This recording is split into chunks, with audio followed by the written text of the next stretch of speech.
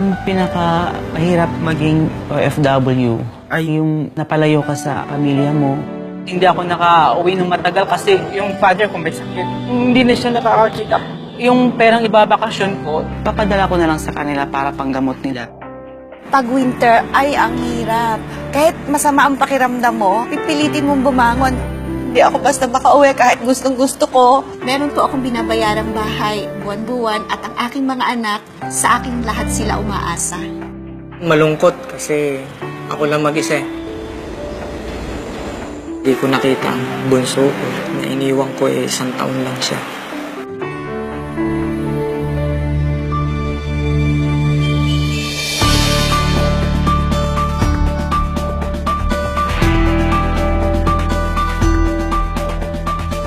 Very shocked talaga ako. Nakita ko yung email na yun. Tapos it's amazing. I still couldn't believe it. Ay, hindi ako magkaintindihan kung ano gagawin ko. Makikita ko ng pamilya ko.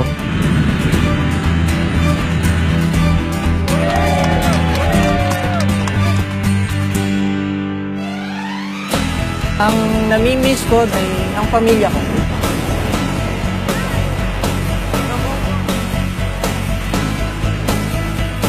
Yung pinaka-miss ko sa Pilipinas ay yung pag-celebrate natin ng Pasko.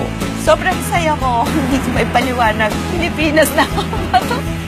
Turista na ako, parang hindi ko na alam ang surroundings ko. 2 hours na lang makikita ko na yung parents ko. Yayaan ko agad sila. Ito ang sorpresa ko sa misis ko. Mumurahin lang yung wedding ring namin noon. So, wala kayong kamalay-malay mga anak ko. Nandito na ako. Lapit na.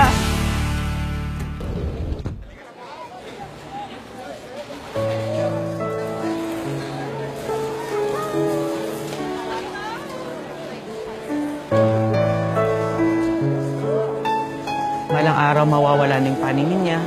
Gusto kong pagbalik ko ng Pilipinas, magkita pa ulit kami.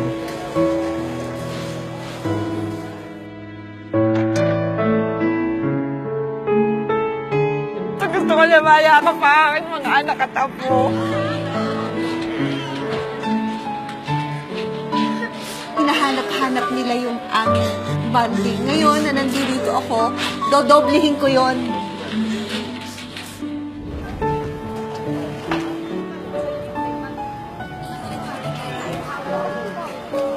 Nung umalis ako, yung bunso ko, 1 year old.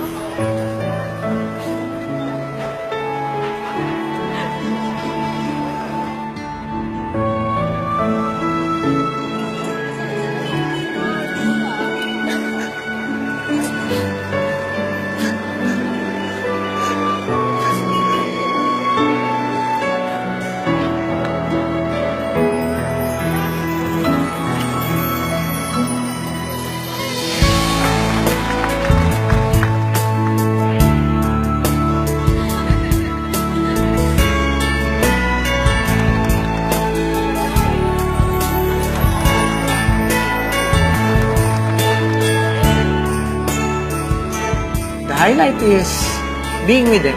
It's no longer a dream now. It made Christmas meaningful. At last nabuo kami. Masayang-masaya ako. This is a perfect gift for Christmas talaga. I'm Joey Doble. Ako si Leonie Villanueva. Ako si Jo Marie Balion. Ito yung happiest moment in my life.